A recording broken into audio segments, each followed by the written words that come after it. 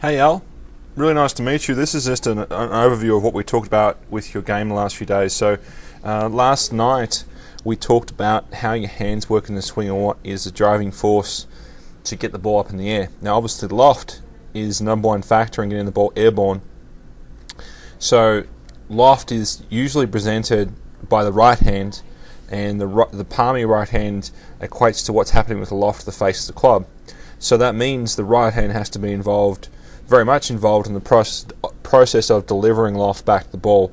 So just simply to get the ball up in the air, your right hand's got to get that club creating loft and adding loft and presenting the right amount of loft back to impact, or more or less loft depending on what sort of shot you're trying to hit. In your case, higher, so we need the right hand to present more loft. Now getting towards how to do that was controlling and understanding what's supposed to happen with the amount of pressure you have in your hands and which hand does deliver it. So obviously the right hand is doing the delivery of the loft, so that means it has to be active and in control and have control and some power over what's going on.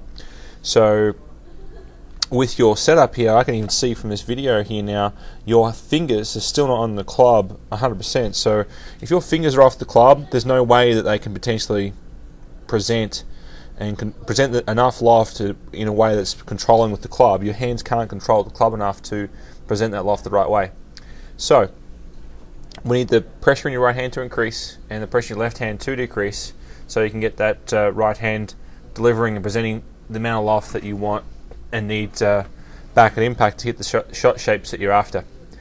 So that's kind of the first thing. The next thing was about what it is that you've done in trying to get the ball up in the air. Now, obviously, your body's leaning back a long way here. I don't think that suits your physical makeup very well. I think we need to get you much more level. So your head's going to be here much more on top of the ball, and from that position we need to get you swinging more rounded. So everything's going to be more square at setup, so you can have more of a rounded swing motion within the swing. The next thing we talked about in your swing was the direction the club moves. So your club tends to swing back a fair bit inside when it gets moving away, and then it tends to round back up to the top. So it swings a bit under here at the start, which that there matches a lot to do with what's happening with your body. So we can have if we can get your body more square at the start, you look at your pivot here in the left-hand panel, see how much your left hip sticks forward and your butt sticks forward.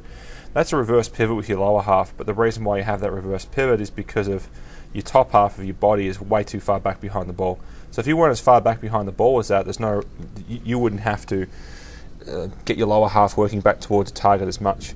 So that body angle here, with how your torso is moved, is really encouraging that club to zip inside, which is what it does here at the start. Zips inside, and then from there your arms lift and pick. So when they pick up, in the club, you can see the club halfway back to halfway down. It's quite a different angle. There's halfway back, here's halfway down. The reason why you've come over is because you need to get that club working back at the ball. Now here's your iron swing.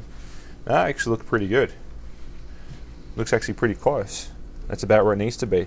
That's one of the reasons why you're a pretty good iron player. But that same motion with the driver will kill you. That club gets way too far on top, too steep. It's the same motion. So we need to fix your swing, not just for your driver and your woods. We need to fix it for every part of your game. So the takeaway we talked about here with your iron shots, we got you to try and focus on the butt of the club, how the butt of the club was moving away at the start. The drill we gave you to get the feeling for this was the putting a T in the handle. And so your body's more square and level. I'm going to try and get that T of the club at this point still pointing back in here towards your right hip, which means the club head would be still out in this direction, so the head of the club will be staying back much more on plane rather than being so far under. We want to have the head of the club more out at this point on the way back rather than so far behind.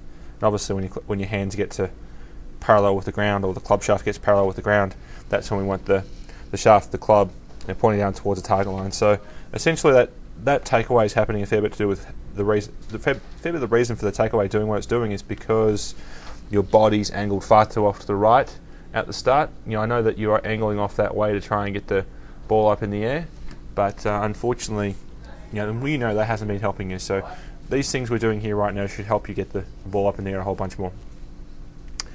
So that's kind of what we talked about for your irons. We talked about